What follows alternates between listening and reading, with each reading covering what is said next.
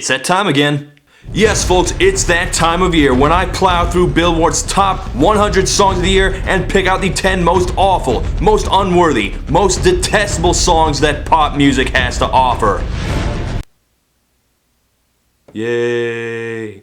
Now, I did a list like this 2 years ago, but last year I forwent.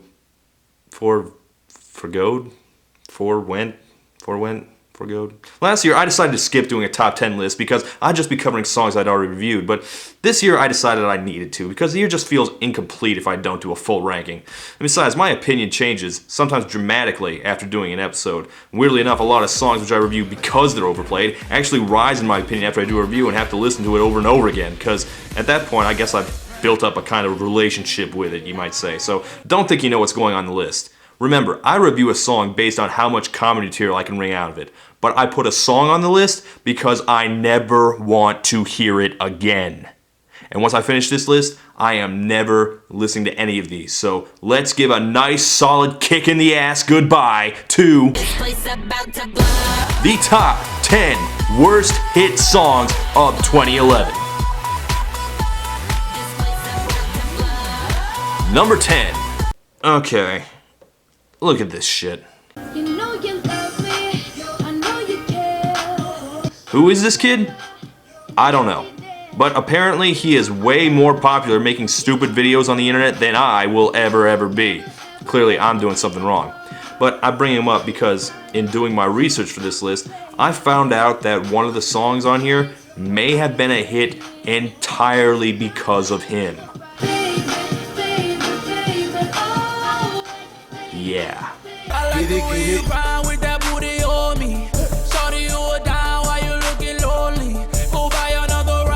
Okay, you're gonna have to follow with me here. Apparently this lip-syncing little bobblehead is so popular that he got invited to make a video for some talk show.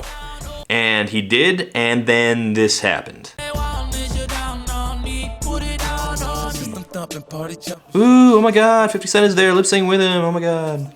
Everything I've read suggests that this moment is what made this song popular, and as far as I can tell, that must be true because the lip sync video has like twice as many hits as the actual video, and also because this song sucks. She want it, I can tell she want it, want me to push it. Well, my first thought is that you can add Jeremiah, the moron who brought you birthday sex, to the growing list of one-hit wonders who technically have a second hit. The much bigger name on this track is that mush-mouthed dullard himself, 50 Cent. And yeah, 50 Cent's monotonous flow matched well with this utterly monotonous song. I'm thumping, party jumping, shorty, she's a perfect 10. She rock her hips and roll her hips and drop it down like it's nothing. Whoa, tone it down, 50, no need to ham it up.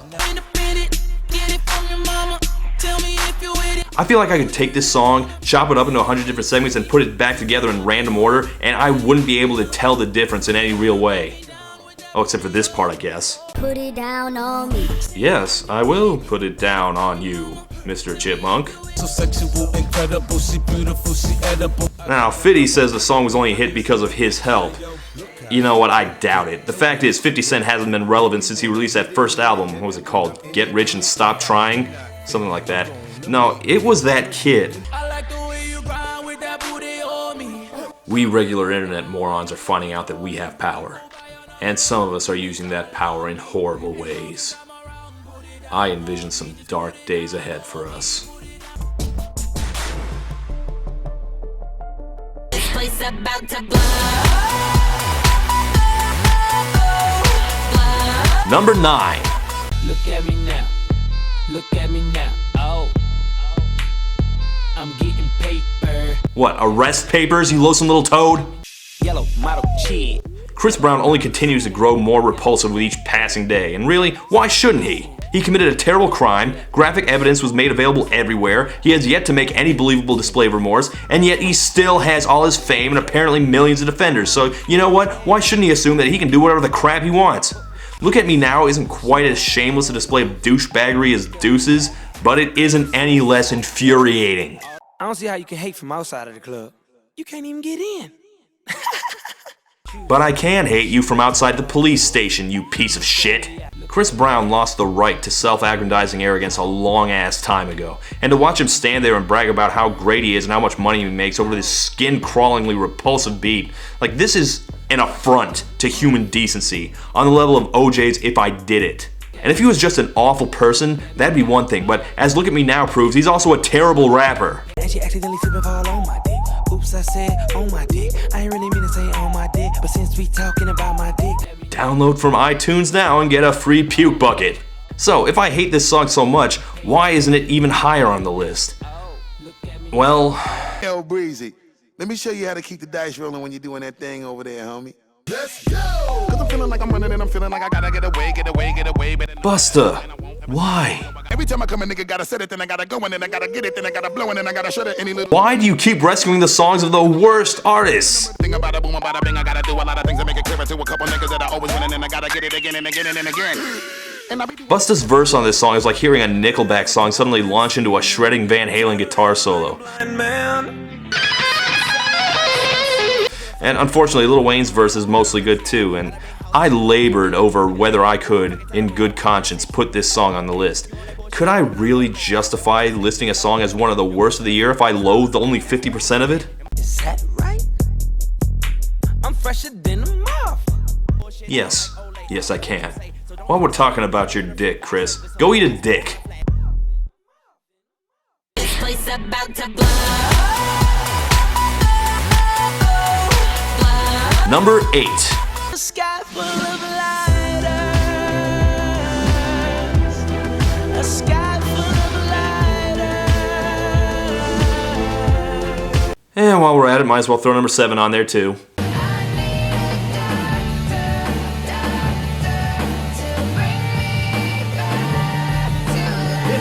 One thing I discovered in making this list is that I don't like stupid and I don't like annoying, but if you really want to get in my bad graces, there's no better way than just simply being flat boring. And it's painful to throw that label on an artist who was once the most dangerous man in America, but it's the truth. Lighters prove that the combination of Eminem and Bruno Mars work about as well as a broccoli McFlurry. And the more I listen to Royce da 5'9's verse on this song, the more disjointed and clumsy it sounds. Y'all are doomed. I remember when T-Pain ain't wanna work with me. My car starts itself, parks itself in auto-tunes. Just a transitional phrase, Royce, something to connect the setup to the punchline, that's all I'm asking. Lighters failed to show that collaborating with Royce could bring back Eminem's drive to succeed, but their next single was a lot better, so maybe that collaboration did turn out for the positive. The same was definitely not true of Eminem's other deeply tedious hit this year, I Need a Doctor, in which Eminem all but begs Dr. Dre to get off his ass and finish Detox, the album he's been working on for 9 freaking years. And once again, it's the music that lets Eminem down, which is happening far too often. Love the Way You Lie had Eminem at the most on point he's been in years, but oh god did that song wear out quick. And it was even worse in Lighters, and especially I Need a Doctor. The chorus goes Bring Me Back to Life, and it does the exact opposite. This Evanescence knockoff might have worked for the Hot Topic crowd, but for Dre and M it just makes them sound like two old men straining to do what used to come naturally. And unfortunately, it also gave us no evidence that we need another Dr. Dre album. When the chips were down, you just laughed at us. Now you about to feel the fucking wrath of aftermath, faggots. Dre, it's 2011. And you're 46. Grow up. Oh, and one other thing. I don't think you realize what you mean to me, not the slightest clue. All I see is slim. Fuck all you fair weather friends, all I need is him. You know what they say about glass houses, right? That's all I'm saying. But hey, it was a hit, so if this is what it takes to get Dre and Eminem back into the game, then maybe it was all for the best. Oh, of course. Yeah, actually, the both of you need a doctor. Because you both sound constipated.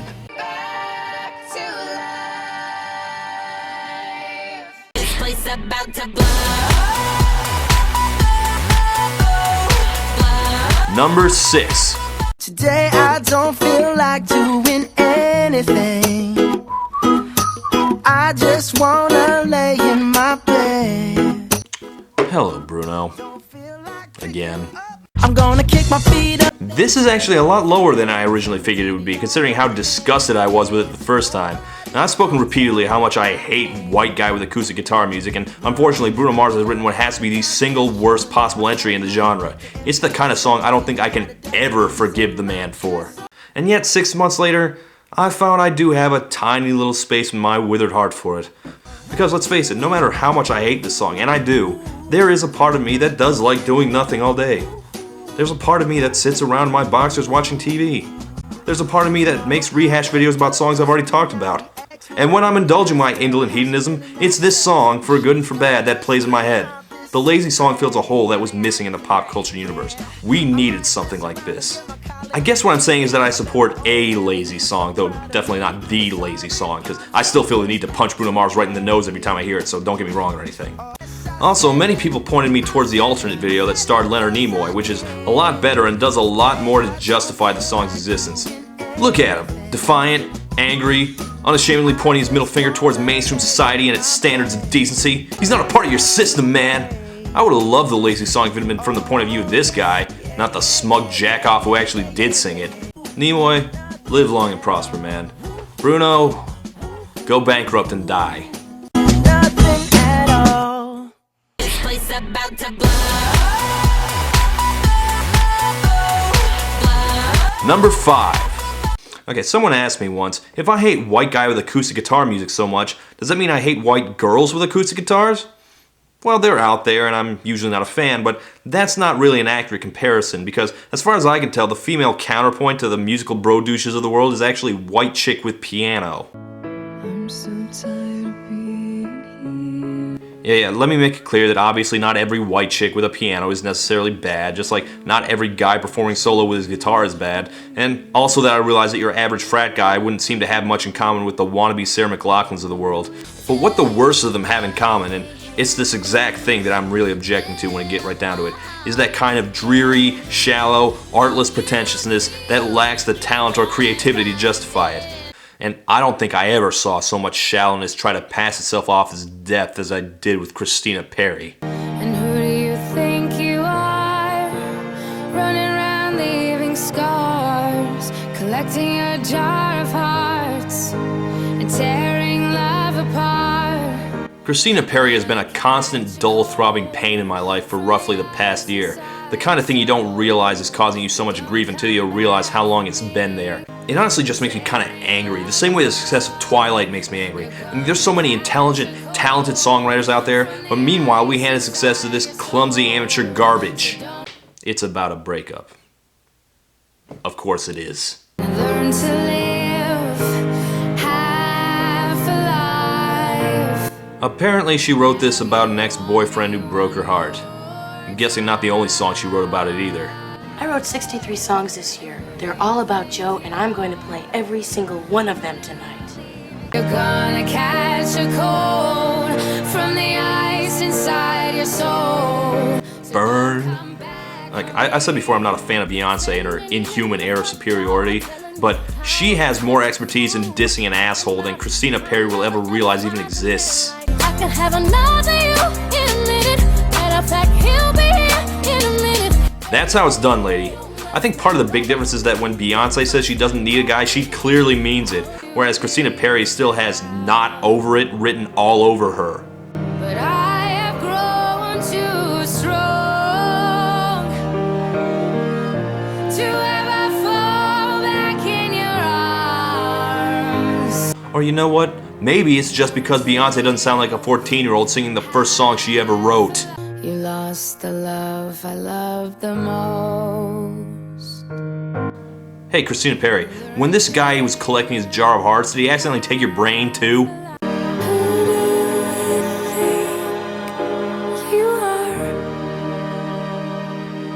This place about to blow.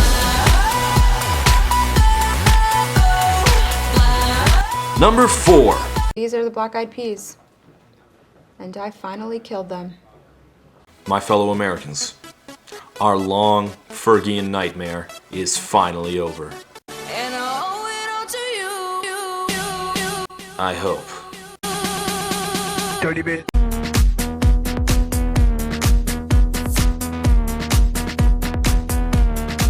A year and a half ago, the Black Eyed Peas released their 4th album, The End. The title was meant to be ironic, with END being an acronym for The Energy Never Dies, and indeed it turned out to be their most successful album. No, for the Black Eyed Peas, The End was the beginning, which was what they named their next album. I wondered if I was going too far when I said that Dirty Bit was the worst song that the Black Eyed Peas had ever recorded. But now that a year has passed, let me state, For the record, Dirty Bit is the worst song that the Black Eyed Peas have ever recorded. And though it was a hit, it looks like that was the last straw, and all the ill will that the Black Eyed Peas had built up for the better part of a decade finally collapsed on them because 2011 was a bad year for the Black Eyed Peas. Critics thrashed the album, sales figures dropped, their Super Bowl performance bombed, they released an awful video game, scorn was heaped on them from all sides, and in the wake of all this, they announced they were going on hiatus, performing their last show in November. Will they ever come back? No one knows, but after Dirty Bit, it looks like no one's clamoring for their return. Even I, a one-time Black Eyed Peas apologist, could find no words to defend this unholy abomination of a song. It is utterly, completely irredeemable. Now I have to constantly live in fear that my favorite retro 80s songs are going to be ruined by the Black Eyed Peas.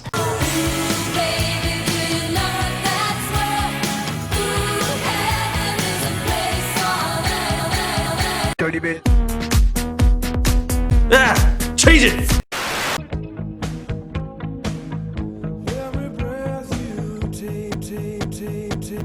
Dirty Bit. No! She was a fast machine, she cocked No!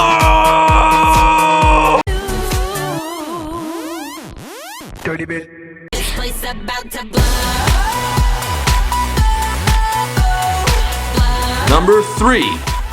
Well, like I said, a lot of songs actually start to sound better once I've done a review of them. Some of them do not. Only one actively got worse. I'm sexy and I know it.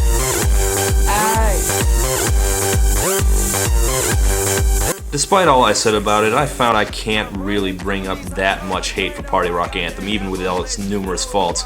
But Sexy and I Know It was worthless the first time I heard it, and over the course of editing that review, it got absolutely unbearable.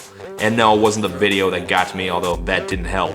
No, it was that unending beat, dun dun dun dun dun dun dun dun dun dun, pounding incessantly. It never changes. It just gets louder, dun dun dun dun dun dun dun dun dun dun dun, over and over and over and over again, dun dun dun dun dun. Just keeps going and going and going and going. I did it! I did it! It was me! I hit his body under the floorboard. Make it stop!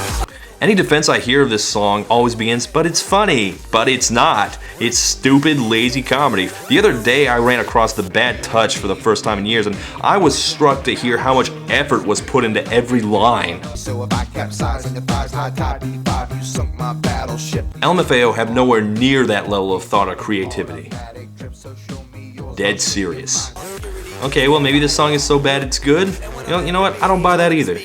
For another example, there's this guy Big Sean with a song out right now that I think was created on a bet to see if he could make the worst song ever written.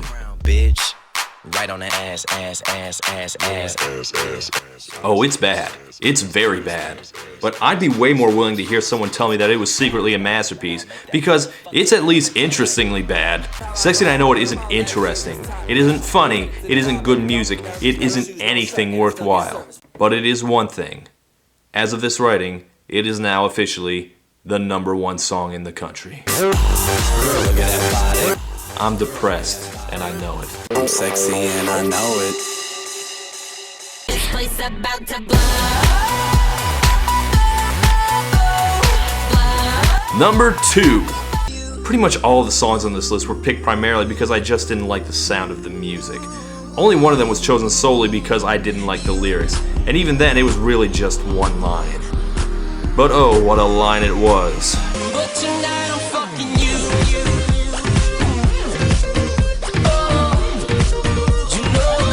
Well, I know now, Enrique, but I appreciate that you keep me informed. Tonight I'm Fucking You is one of those songs that irrevocably stains your image of the performer. It's like when people first heard Mel Gibson screaming racist threats at his girlfriend. You hear it and you just know you'll never be able to watch Maverick the same way again. I know you want me. 10 whole years of building up a reputation as a smooth, sensitive man of romance flushed right down the toilet. I mean, what am I supposed to do with the rest of Enrique's songs now? I can't buy into any of them. I can be your hero, baby. But tonight I'm fucking you. Tonight we dance. Fucking you.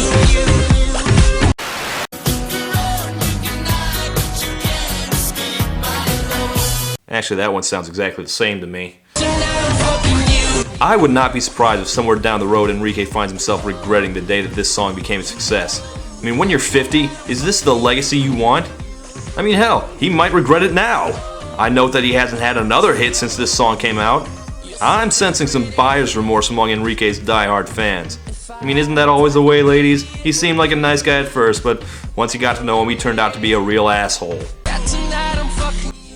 Sorry.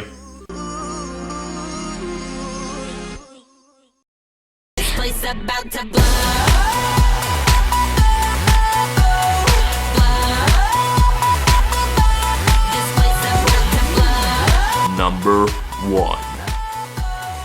I'm kind of shocked at my own number 1 pick for this list, but the more and more I thought about it, the more it fit.